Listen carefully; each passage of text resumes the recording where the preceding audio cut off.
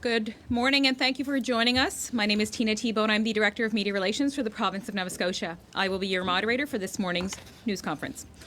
Joining us today, the Honourable Chuck Porter, Minister responsible for the Emergency Management Organization, Premier Stephen McNeil, the Premier of Nova Scotia, Dr. Robert Strang, the Chief Medical Officer of Health for Nova Scotia, and the Honourable Mark Furey, Minister of Justice and Attorney General.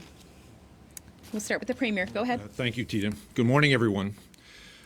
I want to thank all those Nova Scotians who've continued to follow the public health advice and the businesses like grocery stores that have remained open and are taking extraordinary measures to protect the public and their employees while helping slow the spread of this virus.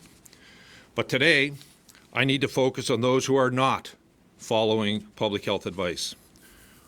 Over the weekend, I saw and heard of far too many incidents of people gathering, blatantly disregarding the social and physical distance rules of staying 6 feet or 2 meters apart. Hundreds gathering on our beaches and in our parks. Large groups of people congregating. Young people playing street hockey. Cars parked everywhere.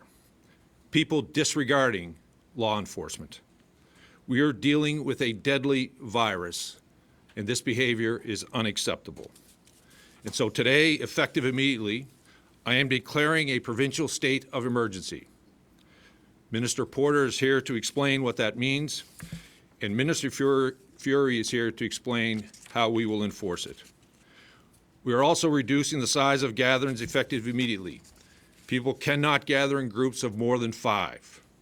You can still go outside, but you walk to exercise, not to socialize. Stay in your neighborhood. Walk around the block or down the street.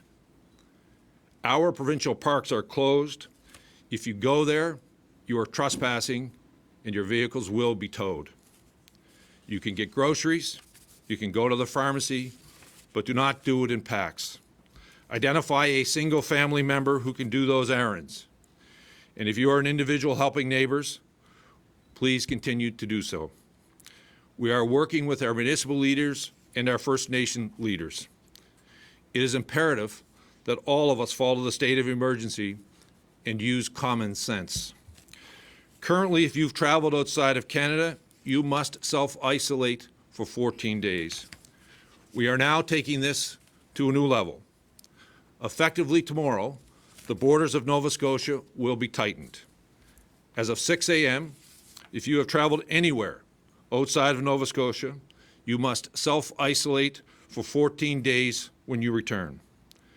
This will be managed at points of entry into our province. The ferries in Digby and North Sydney, our airports in Halifax and Sydney, and our land border with New Brunswick. We are making exceptions for those who provide essential service, including trucking, healthcare, child protection workers, and law enforcement. If you are coming into our province, you'll be stopped at every entry point, questioned, and told to self-isolate. For those who are not essential service and want to enter our province for social purposes, please stay home. This decision was not made lightly, but we must continue to act and use every tool available to flatten the curve and reduce the spread of COVID-19 in our communities and the virus' significant impact on our healthcare system. We have a social responsibility to focus on the public good. A failure to follow public health guidelines to limit the spread of COVID-19 puts our civil liberties at risk. We have no choice but to put more stringent measures in place to contain people to their own homes and to help prevent the spread of COVID-19. Each of us has a moral and legal obligation to ensure that we adhere fully to the orders and advice of our Chief Medical Officer, and there will be no exceptions. I will now turn to Minister Porter to explain what this order means. Thank you, Premier. This declaration of a province-wide state of emergency underlines the seriousness of the current situation as it relates to COVID-19 and enables the province to enforce its directives. The Emergency Management Act gives us the authority to further protect the health and safety of Nova Scotians and to provide for the broader public good. The state of emergency does not replace the powers of the Chief Medical Officer of Health. Instead, this order extends the province's authority and adds to the important work that has already been done. Under this order, government can control or prohibit assembly as well as travel to and from areas.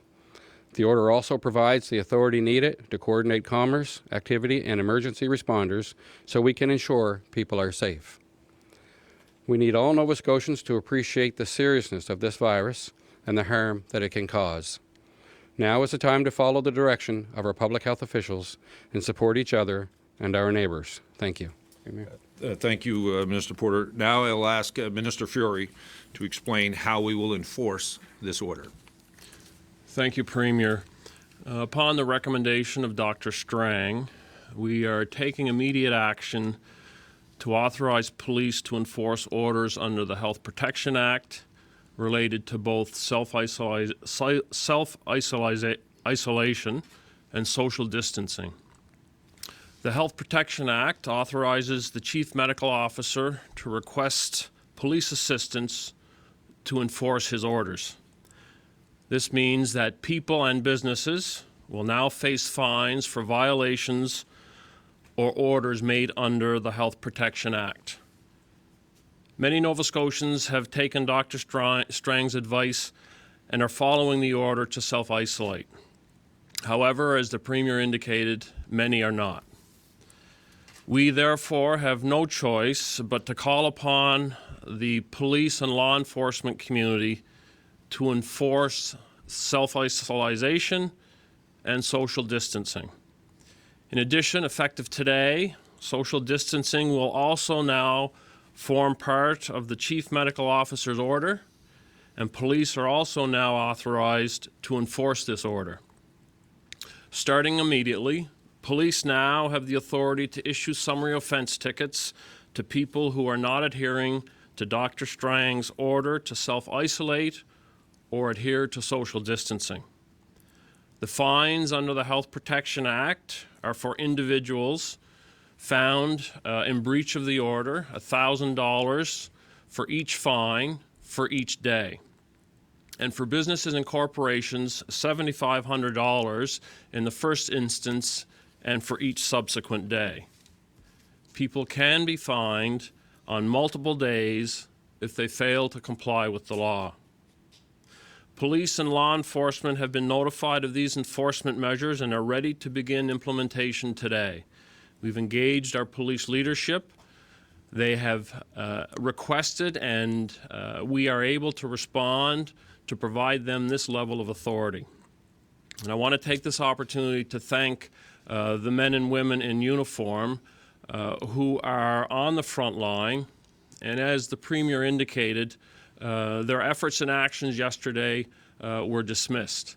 They now have the authority to fine and arrest if necessary. Thank you, Premier. Thank you, Minister Furey. And now I'll ask Dr. Strang to update you on the COVID-19 cases here in our province. Thank you, Premier and Ministers.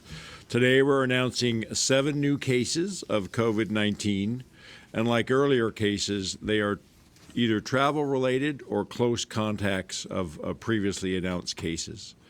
At this point, none are related to local community spread. This brings the total to 28 cases of COVID-19 in Nova Scotia and 13 between yesterday and today. The individuals affected range from people in their upper teens to into their 70s, and cases have been identified in communities across the province. Public health, every time we have a confirmed case, public health rapidly moves in, understands where that individual has been at the time they could have been infectious, and identifies all contacts and works closely with those contacts to put them in self-isolation for a 14-day period. And if there are community exposures, like you've heard in the last couple of days of the basketball tournament, we make public announcements, but as much as possible, we work with individuals and their families behind the scenes to ensure contacts are in isolation. We've had almost 2,100 total tests done here in Nova Scotia. And I'm pleased to be able to announce that today at the QE2 Health Sciences Center Microbiology Lab is now able to report both positive and negative tests for COVID-19 as confirmed. This is a good thing. Our tests will no longer have to be sent to the National Microbiology Lab for confirmation, and it will speed up the ability to let people know the status of their test results. As you've heard, and as I've said before, there are no cases right now that are related to community spread. However, as we continue to have cases occurring in Nova Scotia, we can expect that we will soon see this occurring. That is why we're taking the actions that have been announced earlier. We need to minimize and slow down the introduction and spread of COVID-19 in this province. It's critical. It's how we keep people safe and how we're going to actually minimize the impact on our healthcare system. Everyone is at some level of risk. There is severe disease occurring at almost all ages, so everybody is at some risk. But we know that all of us have people in our families or our communities who are at the highest risk of getting severe disease, people who are elderly, people with chronic health conditions. We also all have healthcare workers in our communities who continue to put themselves at risk, working on the front lines to treat people and screen and treat people with this disease. So we all need to work together even though we're all at risk, but it's not just about ourselves. We also need to work together to protect those most vulnerable in our communities, to protect our healthcare workers who are stepping up and willing to put themselves at risk to look after us. I can't stress that enough. So we are still seeing people gathering in large groups. I have said previously, going for a walk or a bike ride is okay. It is still okay, but we need to do that safely, adhering to public health principles, and quite frankly, using some common sense. Now is the time.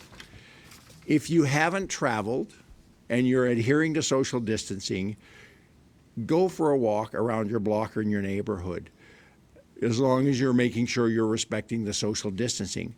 But now's not the time. Do not pile into a car, go for half an hour, park next to 100 other vehicles at a beach, and then crowd onto a beach or into a park. That is not using common sense. That is not adhering to public health measures around social distancing and not having mass gatherings. If you need to go out to a grocery store or pick up things from the pharmacy, have one person do that. Don't all go. Don't take your kids to do that. If people are on self-isolation from travel or if they're a known contact of a case, you need to stay home. You can go, if you're able to, you can go out into your yard or your balcony, but do not go further. You need to get help, to get groceries, to get the pharmaceuticals you need. This is where all the rest of us need to step up to help those people, to help them stay in self-isolation. I recognize that for people in apartments, multi-unit dwellings, this is very challenging. But I'm hearing lots of stories about how their neighbors are reacting to them negatively because they're out in the hallway or trying to take their dog out for a walk or get their mail. So rather than reacting negatively, why don't you step up and say, how can I help you? What do you need so you can stay in your apartment, keep the rest of us safe? How am I going to help you? It's really important, but this is a time where we can come together. We're at the beginning of this in Nova Scotia. Jurisdictions that have been able to minimize the impact and slow down the spread of COVID-19 are the ones that have applied the very strict measures that we have been applying throughout the last week and strengthening today.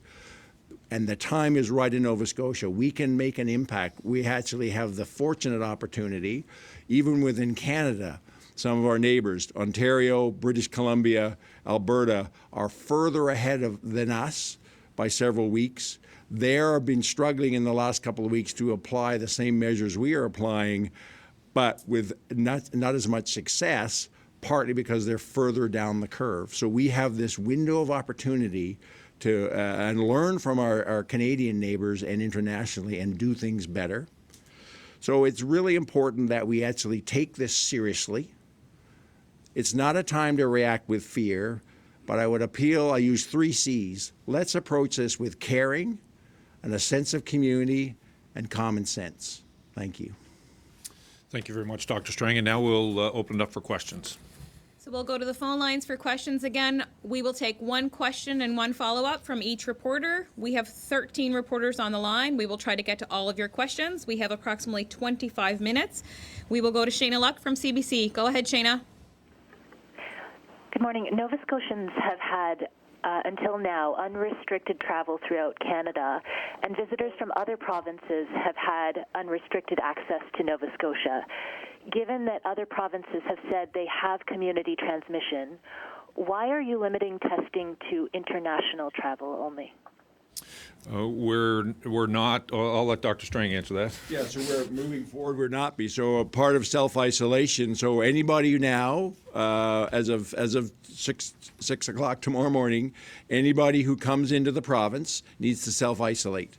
If they become symptomatic, they then go through this online screening process, then call 811. They will, if they screen in there, they will then go in for testing. This morning we're already working on changing that screening process within the 811 process.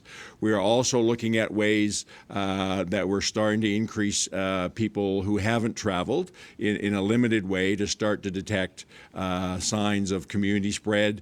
We also have been for a number of days looking at building on what we traditionally do for influenza surveillance, tracking the number of people who are going into emergency rooms with flu-like symptoms, looking at if there are any outbreaks of respiratory disease in a long-term care facility or another community setting.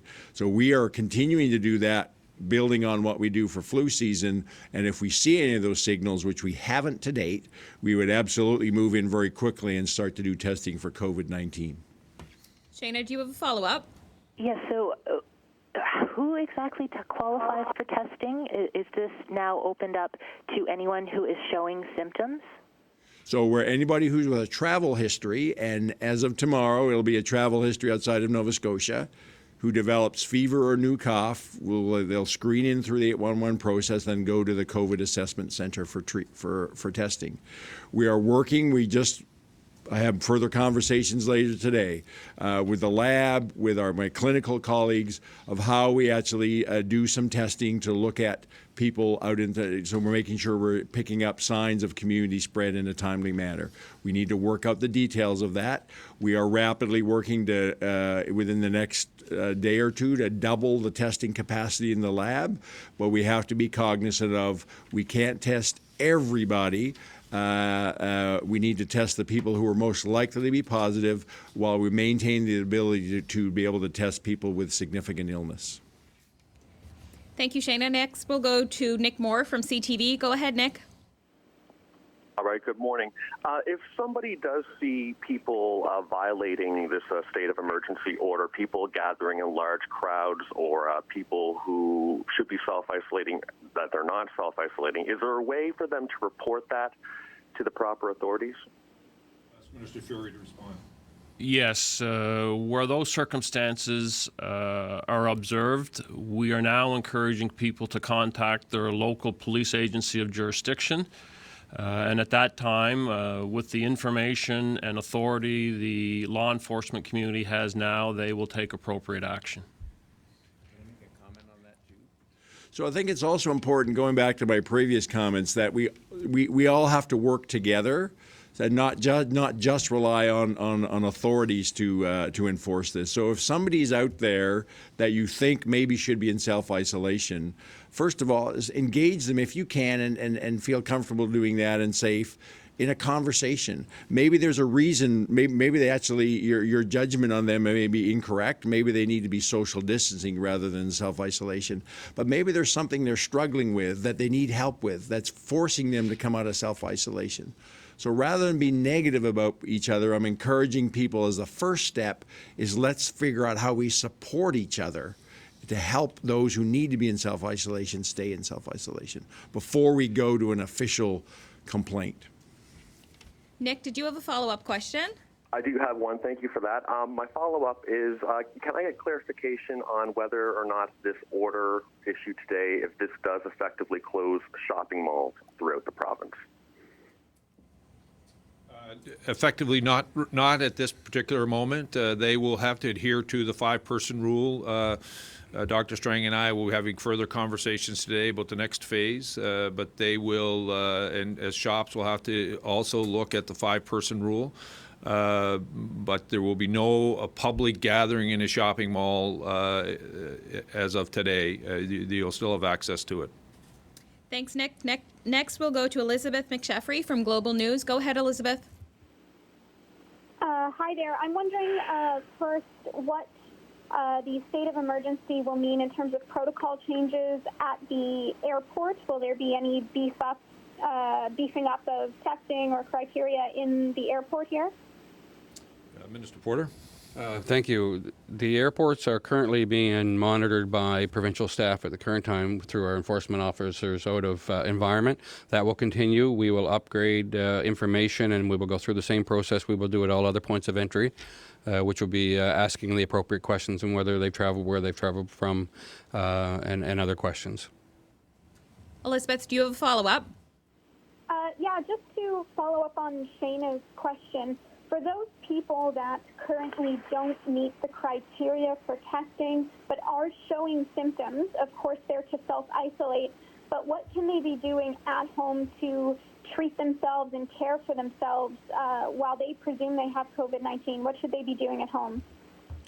So we're asking people with any symptoms, as always, they should try to isolate themselves as best they can within their home. If you've got fever or cough, whether it's influenza, whether it's COVID-19, staying away from the public spaces and even within your home as much as possible, distancing yourself from anybody else within the home. So staying that six feet or 2 meter space apart as best you can. Staying, if you're able to, in your own room with your own bathroom, having somebody bring meals to the doorway. I know that's not always possible for all living circumstances and all families, but as best you can, adhering to those public principles of social distancing, that 6 foot space, and really careful, frequent hand washing by everybody in that household, cleaning down common surfaces. I think it's also important, if I can, whether you traveled or not and you're at home and you've been self-isolated because you know someone who's traveled and you are showing those symptoms, call 811. They will direct you. We have a couple of cases where people haven't necessarily traveled, but someone very close to them has, and they've received the virus from them. So I don't want to, a couple of questions here has only been that only the people who've traveled are being tested.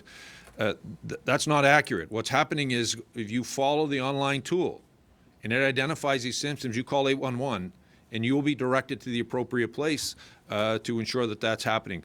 Of course, travel history is an important part of that, but as Dr. Strang has said a number of times when I've been sitting here with him, we have some that are connected to people who have traveled, they themselves have not. So follow the symptoms, follow the online tools, call 811, and we will be there to work with you.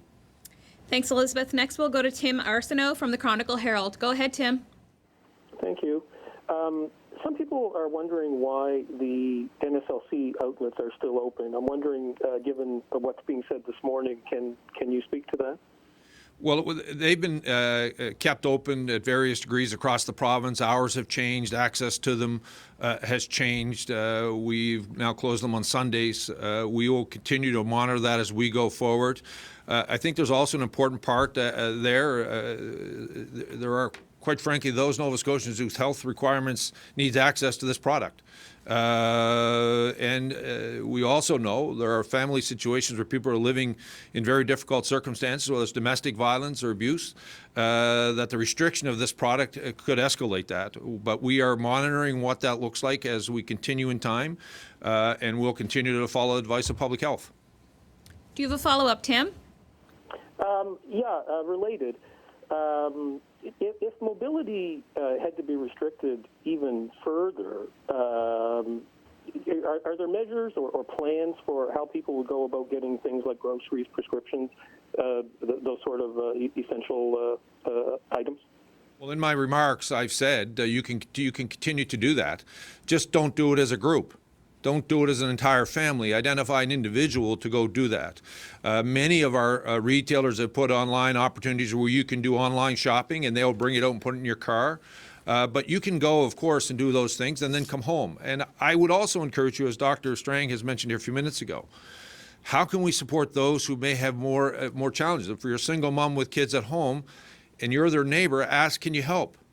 If you're a senior living alone, and your neighbor's a senior living alone, ask, how can you help? If you're going to pick something up for your family, think about identifying whether you can pick something up for them. That's how we can actually restrict the mobility and, quite frankly, slow down this virus from impacting all of our families. Thanks, Tim, for that question. Next, we'll go to Devin Stevens from All Nova Scotia. Go ahead, Devin. Hi, can you talk a little more about what triggered today's announcement? I know the Premier mentioned, overflowing parking lots at beaches, and there was some social media posts about that today.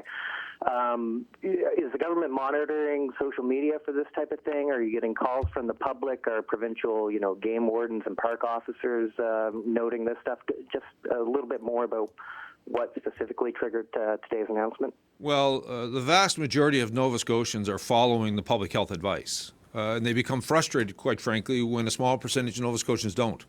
So they certainly identify, they call into, whether it's in our Department of Forestry, who manages the parks across the province, they would call into the Department of Health. And yesterday, when those calls came in, we dispatched law enforcement to deal with the issue.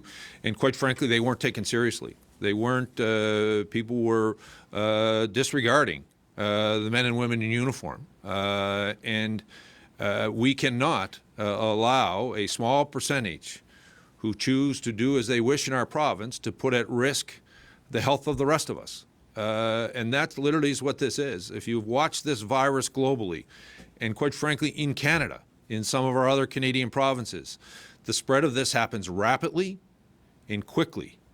And it will require all of us to do our part, to self-isolate, to protect our neighbors, and to respect law enforcement, health professionals who are working day and night to provide us the security that we require and, quite frankly, the health care that we need. And I want people to fully understand this. The spread of this virus in itself is bad enough, but the stress that it will put on our healthcare system will be crippling. It will not only impact about how we deal with this virus, it will deal with how do we deal with cardiac arrests. It will deal with how do we deal with all of the other emergencies that flow into our hospitals on a daily basis. I cannot allow a certain level of Nova Scotians to disregard the order of the Chief Medical Officer or law enforcement when it comes to ensuring we protect the health and safety of all Nova Scotians, and that's why we were forced to do what we're doing today. Devin, do you have a follow-up? Yeah, for Dr. Strang, we're probably going to have people coming off of self-isolation in the next 5 to 10 days here. What is your guidance to them on day 15? Can they go grocery shopping? Can a grandmother coming home from Florida go visit her grandchild if there's been no illness in either household? How will life change for those people on day 15? So once they come off self-isolation, they move into the bigger bucket of all other Nova Scotians who were asking and telling they need to maintain the social distance. So that's the group that still has to be careful about shopping for essentials, not in groups. One person from the family. They can have some outdoor activity in their yard, in their community, but not doing it in groups. And doing it in a way that respects the 6-foot social distancing. So they become like the vast majority of us. But we're going to be in this for weeks, and we all of us have to be practicing the social distancing, and there will be people that move up into other categories of stricter self-isolation, and even maybe even as a case on a very strict at-home self-isolation. They don't have to be in the hospital, and then move back down. But all of us have to keep practicing that at strict social distancing. And as I'll emphasize, it's really about physical distancing. At the same time, we need to find ways to increase our social connectedness using our devices. But as the Premier said, as I said earlier today, how do we find ways to reach out and support each other in our communities while we still respecting that physical distancing? But it's critically important that we are connecting with each other in non-physical ways that supports each other through this very difficult time. Thank you, Devin. Next, we'll go to Matthew Moore from News 95.7. Go ahead, Matthew. Yeah, thanks, Tina. I think my question is just the confusion about malls. Can you discuss the fines that if someone went to a mall tomorrow and there's 10 people there, what's that going to do? Because it seems like that's a little ambiguous right now, I suppose. No, what you would find is that law enforcement has the ability to go into a mall, and if you were hanging around in the general space of the public space of a mall, you'll be asked to disperse. If you choose not to, you'll be fined. If you're going into the mall to go directly to a particular store, then that's what you do. You go in, you enter the mall, and you go directly to that store. You purchase what you're looking for, and you exit the mall. The common area will be treated like common space out in community. Do you have a follow-up? Yeah, just one quick one. What does this do for like dealerships and call centers too? Because those are kind of confined spaces too, I suppose. We have a number of employers who have worked very hard to ensure that they've created the appropriate self-distancing protocols inside of their businesses. Some have double shifts, so they take fewer people in. They've separated whether it's a call center, the connection, how close people are to one another. Many of those workplaces that are still functioning have followed the advice of the chief medical officer and ensured they put the protocols in place. We have about 10 minutes left. We only have time for a few more questions. We'll go to Jake Boudreau from the Port Hawkesbury Reporter. Go ahead, Jake. Because those are kind of confined. Thank you, Tina. I was just inquiring about the confusion there seems to be over self-isolating versus quarantining. It seems like you guys are kind of going close to calling on people to quarantine, but there seems to be some public confusion as to the difference between quarantining and social isolation, with, quarantining being the more, I guess, extreme or whatever you want to call it term. Is there any way you guys can kind of clarify that? Because I'm seeing a lot of comments on social media and things like that. Yeah, so quarantine is actually a technical term. The quarantine is somebody who has potentially been exposed but is not yet sick. And then technically, isolation is somebody who is sick.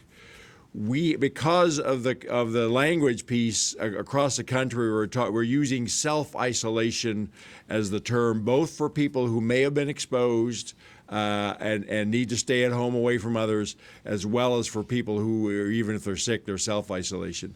So it's social distancing for everybody, or the physical distancing with increased social connectedness. Then people, because of travel, or if we know that they've been exposed, that's self-isolation, which in a technical term is quarantine. And then for people who are sick, it's a very strict house isolation, which the technical term for that is isolation. Do you have a follow-up, Jake? No, I don't. Thank you. Next, we'll go to David Jella from the Cape Breton Post. Go ahead, David. All right, we'll move along. We'll go to Tim Bousquet from the Halifax Examiner. Go ahead, Tim. Hi, thank you. And I'm sorry to beat this drum, but there's widespread public concern and questions over testing. And Dr. Strang, you said that it's obvious that you can't test everyone, and I suppose that's true. But can you say what the limiting factor is? Is it lack of availability of tests? Is it lack of staff? Is it time? Is it too much money? What is it that is keeping you from spreading testing further than it is already? So as I said, we're rapidly working and to double the capacity for testing, and that's doing things at the lab, bringing in extra staffing for other components of the lab, changing their processes. We're also looking at using different types of swabs to make sure we actually have adequate swabs that are available. We're looking at possibilities of even increasing the sophisticated equipment that's there. That's not easy because there's a global demand for that. But so we're doing everything we can to increase our lab capacity. But also we've got to be careful that our testing strategy maintains the likelihood of identifying people who have the highest possibility of having this disease and not overwhelming our system by testing absolutely everybody. So we're continue to work on both those strategies, enhancing our testing, maximizing and testing the appropriate people as we working diligently to maximize our lab capacity. Do you have a follow-up, Tim? I do. Related to that, recognizing that you can't test everyone, why aren't people at airports and crossing the borders, why aren't they being checked for their temperature? So the evidence is from other pandemics, epidemics, is actually temperature testing is not actually very helpful. We used that during H1N1 and other parts of the world, and it clearly showed that doesn't really make a difference because that's a one point in time. The reality is that most people are going to feel well as they're traveling. They're going to get home, and then it's going to be in those next few days. So if I do a temperature check on somebody just as they cross the border, it really tells me nothing about what their likelihood is of becoming sick in the next few days. The information that people are given now as the airport and as starting tomorrow as our ferries and our land borders includes information about if you have or develop these symptoms, online screening and then calling 811 is appropriate. And that is the best strategy to help people understand the type of symptoms they need to watch for and how they manage and reach out to get appropriately tested when they develop those symptoms, rather than just screening temperature checks at border entries, which are not effective. Thank you. I'd like to just add to that, too, to be clear around travel and our borders that was described a few moments ago. If you are coming into Nova Scotia, you must self-isolate for 14 days, no matter where you're coming from. If you are coming in to any one of those borders, you must self-isolate for 14 days. I just wanted to be clear on that. Thank you. We'll go to David Jalla once more time from the Cape Breton Post. David, are you there? And that's all the time we have from the phone line, but I will ask Minister Furey, we did get a question from the phone. Unfortunately, he had to drop off. It is from CBC News Network in Toronto, and the question, Minister, is around Nova Scotia Police. What sort of summary offence tickets can be issued? So there are two offenses. One by an individual failing to obey the order of the Chief Medical Officer for Health. And the second is for businesses who fail to comply with the order of the Chief Medical Officer of Health. The individual fine is in the amount of $1,000. And the fine for businesses is in the amount of $7,500 with increased costs on a daily basis. That's all the time we have for media questions. Thank you, Tina. I want to thank all Nova Scotians who've been following the public health protocol. But I cannot allow a small group to put their own self-interest ahead of the collective health of all Nova Scotians. As the Premier of this province and as the Chief Medical Officer of Health, it is our jobs to create the conditions to keep you safe. It is your job to follow them, to keep yourself safe and all Nova Scotians safe. If you cannot follow the laws that we have put in place today, there will be consequences. This may seem harsh, but it is necessary. I care about this province, and I care about all of you. Be kind, be compassionate, and most of all, please use common sense.